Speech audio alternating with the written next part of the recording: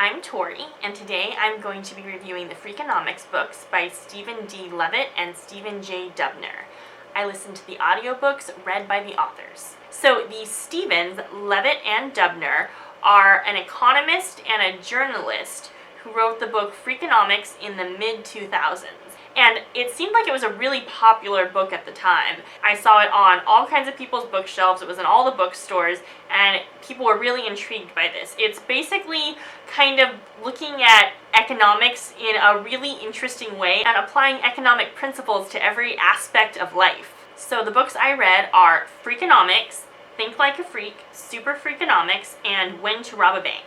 And so Freakonomics is kind of like the flagship of the series, and then all the other books are just kind of spin-offs that I think were kind of capitalizing on the buzz of Freakonomics for as long as it lasted, and then when that started dying out, they stopped making kind of spin-offs and sequels and all the other books. And these books were really interesting. I love the theory of applying like economics and academic study to all these different parts of life.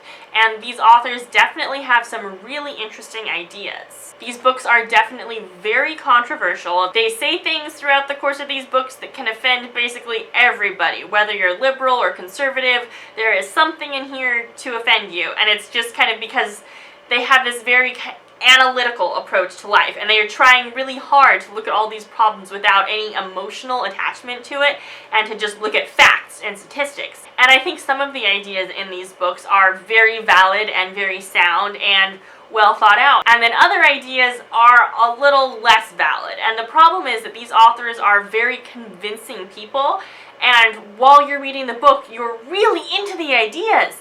And then you stop and think for a minute, and logically it doesn't quite all make sense. And so I spaced out these books over a while, because I feel like it's the kind of thing where if you read too much of it all at once, you get sort of indoctrinated, and you suddenly feel yourself kind of starting to think like they think for a little while until you can wind yourself down.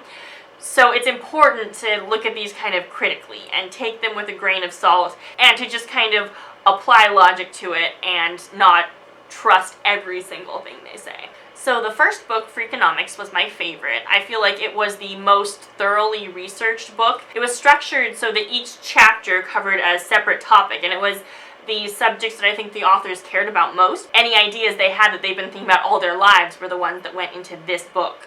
And so they had thought about these a lot, and even if there's an idea that you disagree with, you can tell that they're very passionate about it and that they researched it quite a bit and did a lot of field work and thought about this a lot to come up with these theories. And it is really interesting to hear all of these theories too. I especially love all the different people they talk to, and they try to get opinions of like criminals and people that upstanding members of society wouldn't really want to talk to, just to kind of fully understand how all the different parts of society work. All of these books tend to focus on kind of criminal behaviors and really hot button issues, just because that's, like the most attention getting, I think, and the most exciting kind of topic they could pick. Then the next book I read was Think Like a Freak, which is actually a self-help book telling you how to think the way that Levitt and Dubner do.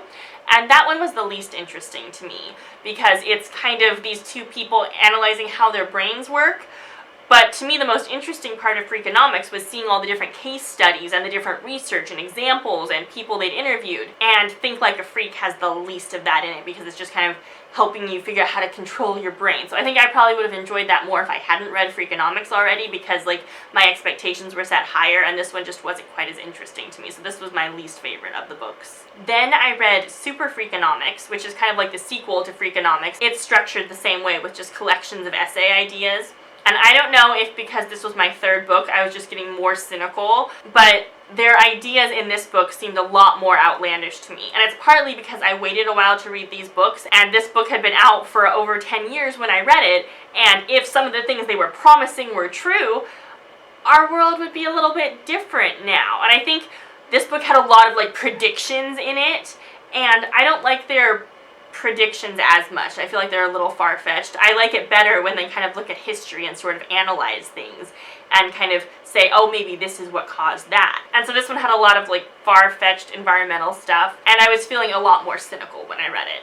Then the last book I read was When to Rob a Bank, and this is just a collection of blog posts that they wrote. So basically over the years they've had a blog going where they just answer like little mini Freakonomics things, and so just little ideas that popped into their head. So this is all things that aren't nearly as well researched. It's just kind of like, oh, I had a conversation with this person and that seemed interesting to me. And I actually really enjoyed a lot of this book.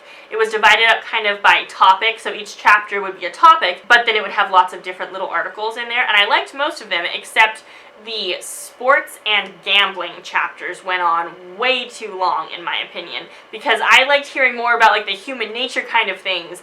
I'm not a huge sports fan, and I'm not into gambling, and I just got a little tired of how many posts there were about that. And those are two topics that I think the authors really loved, so they put a few more of those in. And so if I had just like skipped over those sections, then I would have really enjoyed this, because it's just like little light, oh, I had this idea wander through my head, do you want to hear it? And that seemed kind of fun. So overall, I thought these books were really interesting. It's definitely a fun experiment to try to think this way and look at the world this way. It is easy to get a little bit too wrapped up in these stories and to believe the authors a little bit too much, and I think it's important to look at these books critically and, you know, judge each thing they say and kind of see if it's logical and makes sense, maybe do a little bit of research and see if there are claims to back this up, if there's any evidence to refute what they're saying, that kind of thing. But I think the overall idea behind these books is a really good one. It's good to kind of look at life and causality in this really unique lens. And it's so interesting to think that human nature may not work exactly the way that we believe it does, but it is still predictable. And so I had a lot of fun kind of diving into these books and looking at humanity in a different way.